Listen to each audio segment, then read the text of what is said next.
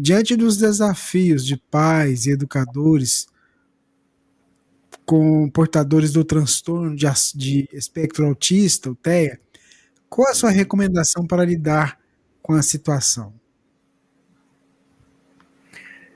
Depende muito do qual é a natureza dessa pessoa que está sendo apontada como tendo o transtorno do espectro autista. O nome já diz, né?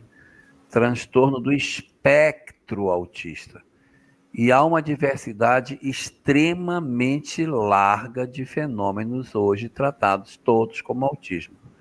Eu presumo que um pouco mais à frente nós vamos dar uma reclassificação nisso para facilitar com que as pessoas sejam melhor identificadas. E quando eu falo varíola, todo mundo sabe o que é varíola. Quando eu falo sarampo, todo mundo sabe o que é sarampo. Mas quando eu falo transtorno do espectro autista, tem tantas condições distintas que a gente não pode colocar todas no mesmo cenário, né? Nós temos o pessoal do suporte 1 que vai ter a vida tipicamente normal.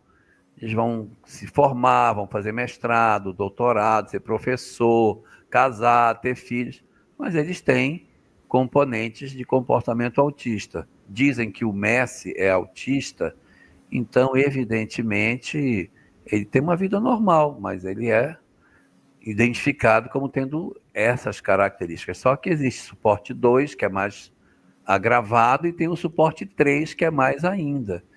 Então, são situações tão diferentes que não dá para a gente trabalhar como se fosse a mesma coisa. Uma criança de suporte 1, ela vai ter um acompanhamento e ela vai se desenvolver, tipicamente normal. Vai ter alguns senões? Vai ter uma dificuldade de interação social? Vai, mas ele leva a vida dele, normal, sem grandes problemas. Suporte 2 já é mais grave, às vezes não tem fala, às vezes eles têm uma dificuldade muito maior de interação social, o raciocínio nem sempre acompanha, não é? E aí faz com que a gente compreenda que essa situação é muito diferente. E no suporte 3, então, Eliane, que a pessoa não tem a condição de efetivamente interagir de fato, fica muito preso na sua própria história. Então, são situações muito distintas. Uma pessoa que é suporte 1 pode ser um grande gênio que veio para ajudar a humanidade. Suporte 1 é autista. Dizem que Einstein, que Newton eram autistas. E exatamente pela essa capacidade de foco, de inteligência focada, conseguiam ter muito mais rapidez de raciocínio e intensidade nas suas descobertas. Então veja que é autista, mas é um gênio. É uma pessoa diferenciada no sentido muito positiva. Agora, o suporte 2, suporte 3, ele já tem comprometimento de campo intelectual e também dificuldade bem mais acentuada dos aspectos de relacionamento social. Então não dá para a gente dizer assim, isso é desta forma por conta da largueza dos fenômenos que são tratados dessa forma. Se é de autismo grau 3, aí precisa de um acompanhamento muito acentuado e reduzir as expectativas sobre aquilo que a criança poderá, no futuro, entregar. E trabalhar, geralmente, com aba, para ver se consegue algum tipo de avanço na relação dessa criança. Quanto mais cedo começar, maior a chance que a gente tem de que ela faça progressos significativos. Uhum.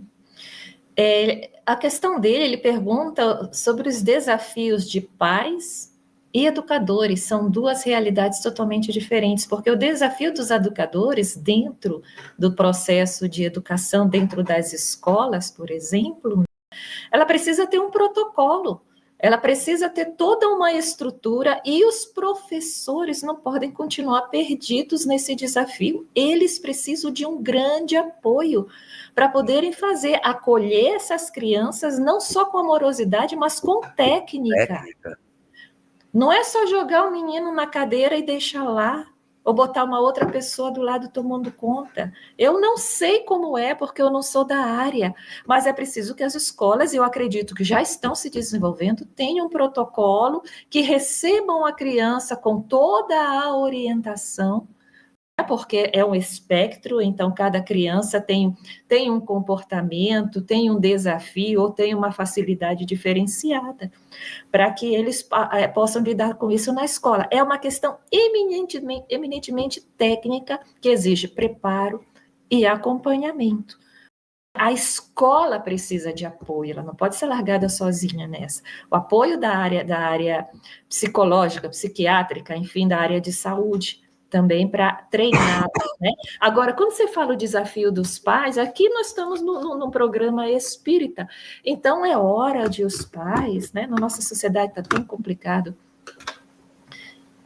olharem para esse filho e dizer: meu filho não é autista, ele está autista.